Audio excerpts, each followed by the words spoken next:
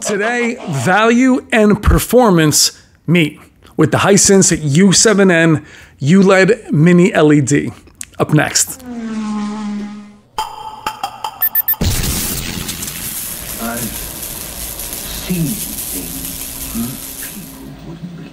Hey, what's up guys, I'm Brian, this is Tech Therapy. Thank you so much for joining me as we check out the Hisense U7N ULED Mini LED. This is the successor to last year's very popular and very good U7K. This is where performance and value converge. This is where you will get the most for your money, is with the U7N. Last year's U7K was excellent. In future videos, you'll see the U7N go against the U7K, as well as the U7N going against its flagship sibling, the U8N. But for right now, let's check out the Hisense U7N ULED Mini LED.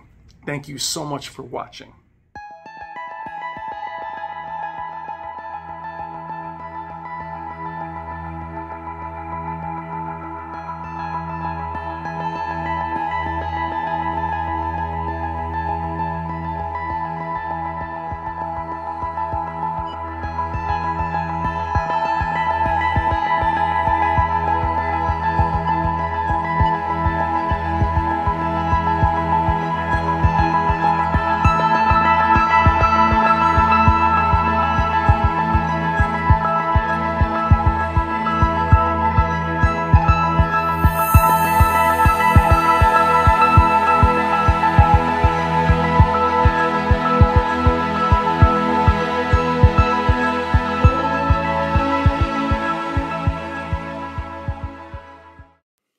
All right, guys, let's do it. Hisense U7N 65-inch ULED Mini LED. Just showing you the box as it is a brand new review sample. We won't do an unboxing, but I will show you the chassis, the stand, and how it's assembled.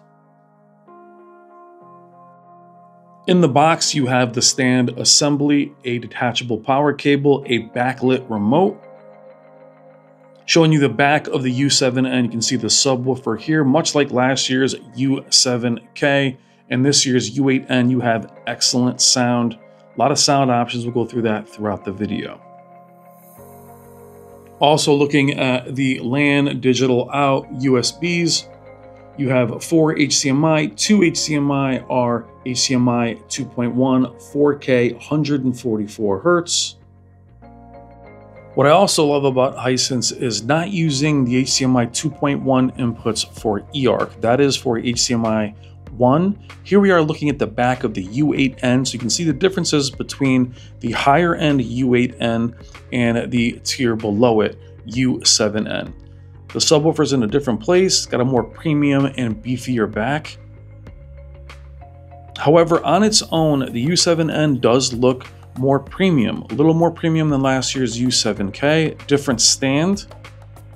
But the differential between the U7N, U7K, U8K, and U8N is very similar.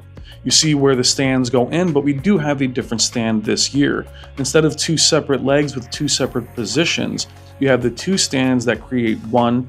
Though it's plastic, it does look nice once it's assembled, and it is heavy duty, doesn't move, where the legs on the U7K would bend over time. Even the U8Ks would do the same. Some cable management there as well. I do like the look of it. You only have one position. Here we are looking at the backlit remote, another plus for Hisense that a lot of manufacturers don't do at triple the price. The U8N and the U7N share the same remote, and it is an improvement over last year's plastic remote. Though that remote was backlit, this one is a brushed metal, looks great in the dark, and is another plus, especially at this price point. Now taking another look at the finished design, the stand from the back.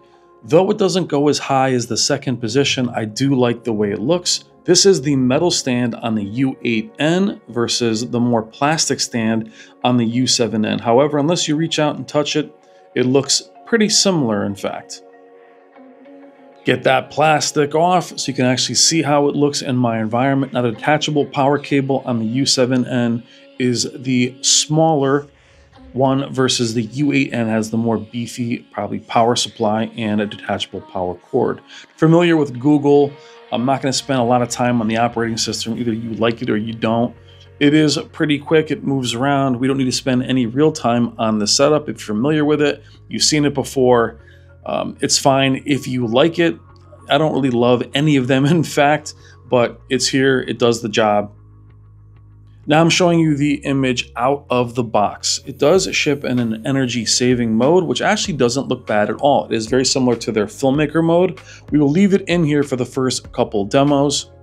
It does look very good out of the box. Obviously, you don't want to leave it in energy saver, but it looks good even in a bright room.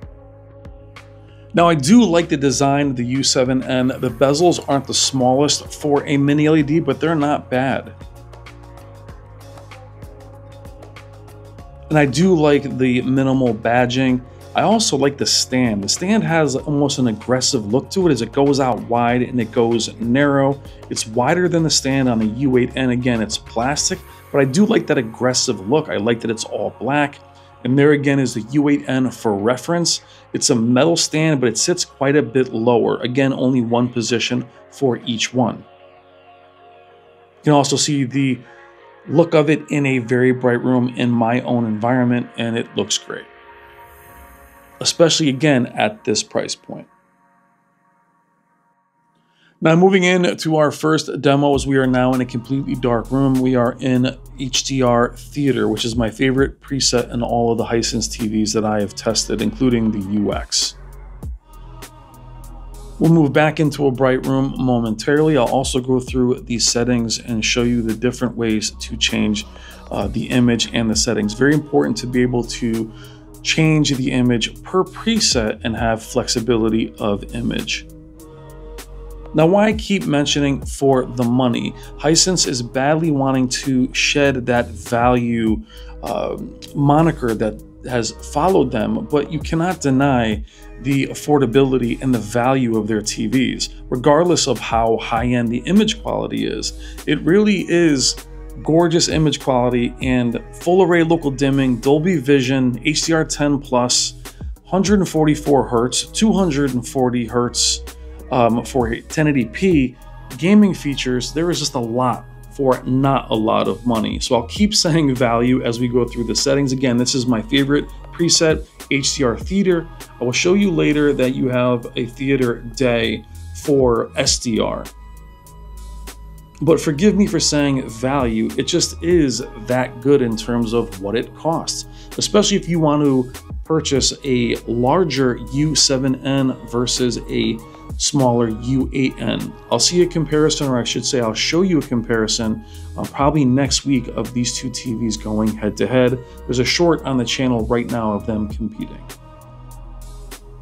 Now, being a very bright TV, I do feel the top presets as far as the brightest ones, both Vivid and Standard, are a little too bright, where the contrast ratio gets hurt. Knock your brightness down a couple notches and you'll be fine. Talking to some other reviewers, they've seen that on their presets as well. But I do like Hisense's presets. There is a lot of flexibility, a lot of change. You can make it look however you like. Again, at this price point, typically you would see that the flexibility wouldn't be there, or you would have less presets, not more. As I mentioned, also in SDR, you get an extra preset, which would be Theater Day, and not just HDR Theater. Going through the image, showing you how it changes with each setting. And each setting's strength does have an impact, whether it's the color enhancer or the active contrast. They do make a big difference. They don't not do anything. So just showing you what it does to the image, how it changes the image you see on screen. The local dimming is very good. We will show you that throughout the video. Now, very important when you see TVs compared to other TVs is, in my humble opinion, is to judge each one on its own before comparing it to something else, which is why you've seen the U8N on its own before it went against the U8K, and you'll see the U7N on its own before it competes against the U8N.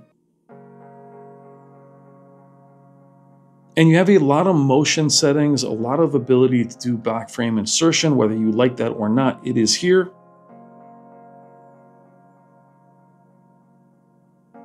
For those of you that like soap opera or you like to have a smoother image, those options are here. It doesn't make the screen that dark. That's just my screensaver towards the end of this demo as I ran out pausing it for too long.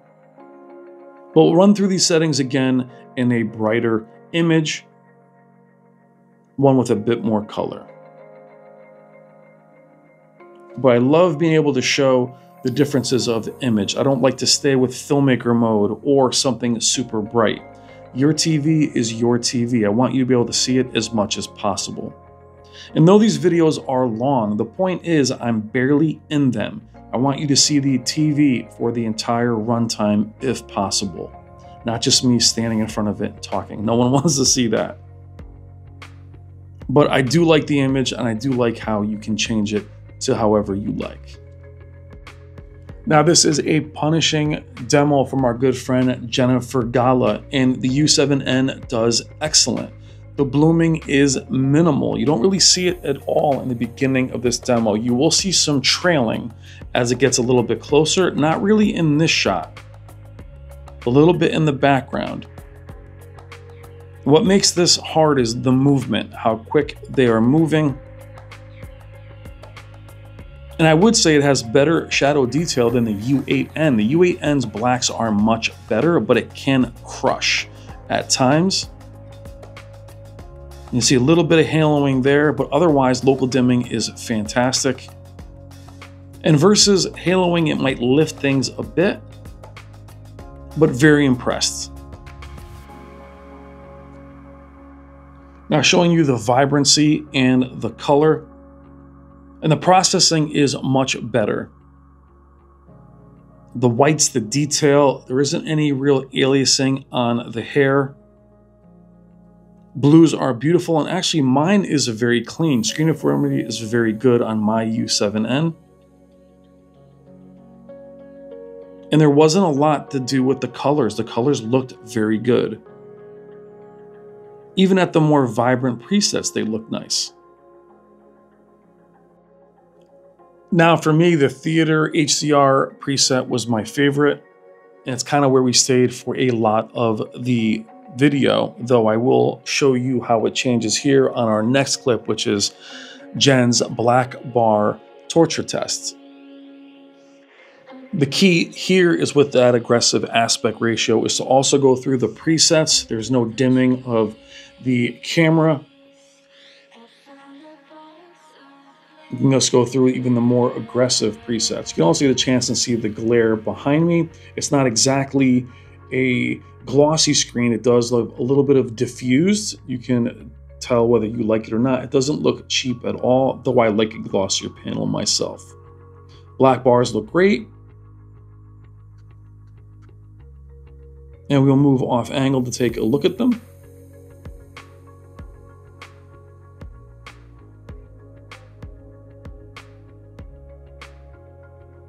And now moving into SDR. And you'll see PC game mode, and you also see theater day added. And SDR looks equally as good as HDR. And the filmmaker mode has also improved over last year. You'll see that in my comparison versus the U7K, which you'll see in a few weeks. Now, I personally do feel the U7N is better than last year's U7K. However, I do feel the U8N is a lot better than last year's U8K. So there is more of a separation. Last year's U7K and U8K were pretty close. There's more of a delta this year. Though I do feel the U7N is an improvement over last year's U7K. And the local dimming is a good deal better, as you're seeing here. Now, Hisense's processing, it does improve every year as well. Now, as far as its processing, it doesn't have the best up conversion compared to the higher end TVs, but it is good enough and it is better than it has been in the past. Again, the color is on point. The TV is very bright, also accurate. Local dimming is excellent, and the motion is on point. And again, you saw all the motion settings that are there. But even with the levels of the camera higher, you can see how it handles any kind of movement with the local dimming, especially in this shot. Now, while it's a slow transition, this is very hard on full array or any kind of local dimming, mini LED or regular LED. And you can see some haloing, but it is minimal.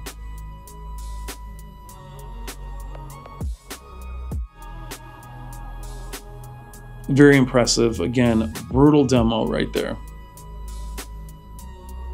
Now, what are your thoughts on Hisense? What are your thoughts on their lineup? You have the U6N, the U7N, the U8N, the 9N, U9N, which just released, which is kind of the flagship, but I call the U8N the consumer flagship, as that's the one that's more readily available. You also have the UX and the UX110, which we've only seen at CES. Moving into sound, a ton of presets and a ton of customization for Dolby Atmos surround. Subwoofer, it does have good bass. You can go very loud, again, without distortion. I'm gonna quiet down and you can listen to the sound momentarily. Please turn up your volume for this part of the demo, just so I can play the different presets for you.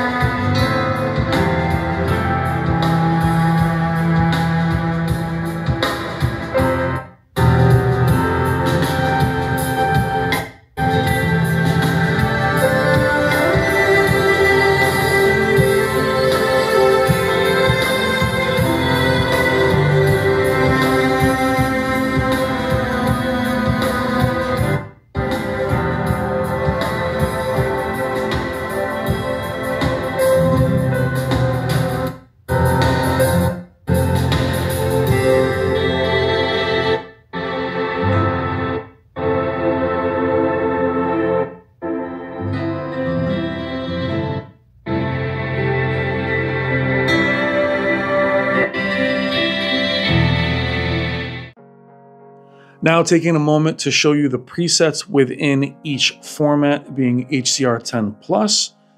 You'll see this on one of my favorite movies of all time, The Thing, and then you'll see Dolby Vision on First Omen, how different the image can look within its own preset.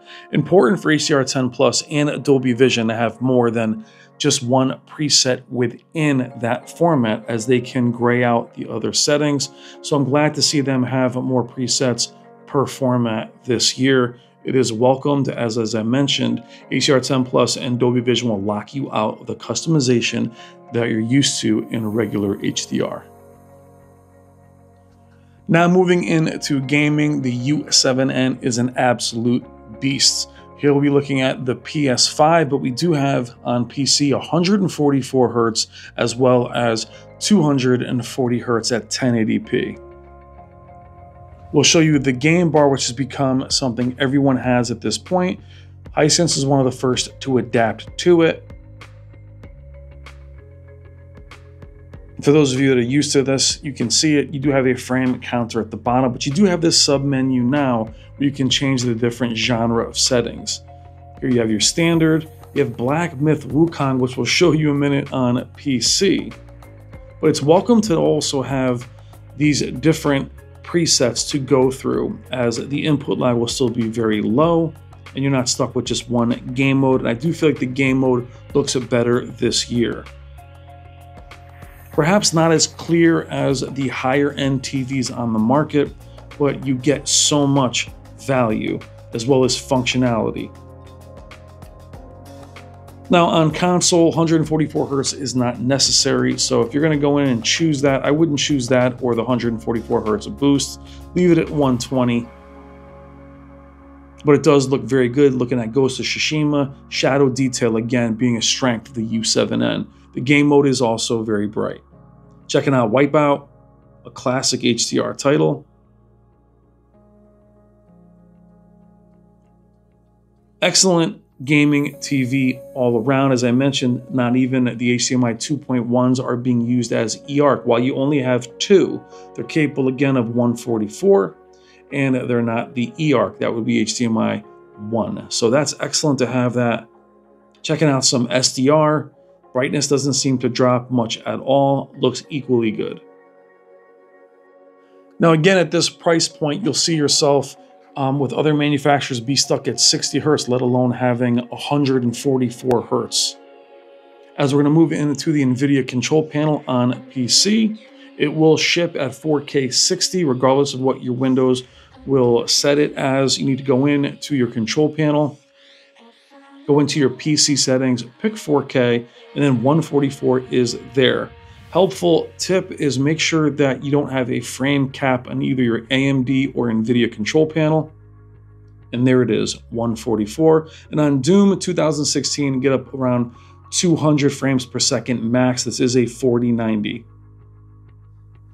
Looks fantastic, runs amazing.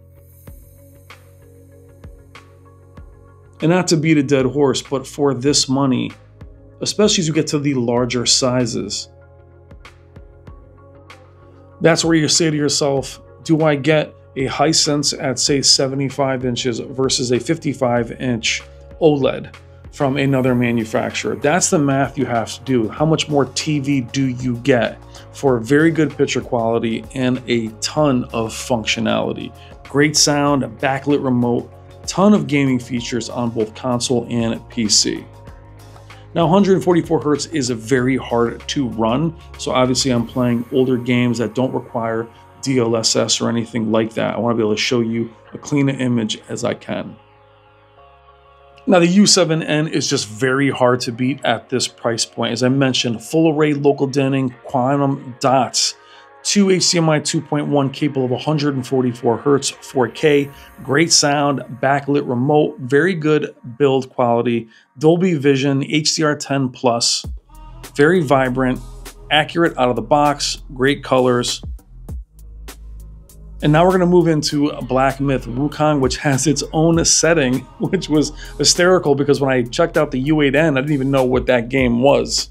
And this game, it does need its own setting. It is very, very hard to run. And motion is very difficult on this game, even with an OLED.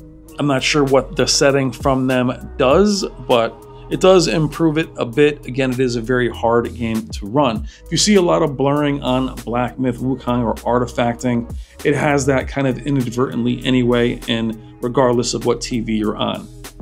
I definitely have to ask the Hisense engineers what this setting is that they made specifically within their TV for this game, which I think was pretty cool. Awesome game, by the way. Now we're going to go in and check out 1080p at 240 Hertz. Now back in the control panel, same thing, go to PC resolutions and you'll see it there, works perfectly. Now I will say that 1080p on a TV this large does not look good, and the 240 Hertz really doesn't help it. It looks decent here, but it is not something I would recommend at this size unless you're pretty far away. Perhaps 240, 1080p looks better on smaller monitors. I'm used to larger TVs, so it's not something that I would use, but there it is in the control panel. If it's something you like, perhaps try it with, again, older titles. This is Dishonored, and look, 1080p is not very hard to run. 240 Hertz is not easy to run, but I'm not really sure why anyone would really want that at a 65-inch TV. That's just me. I think that's probably the max for 1080p gaming.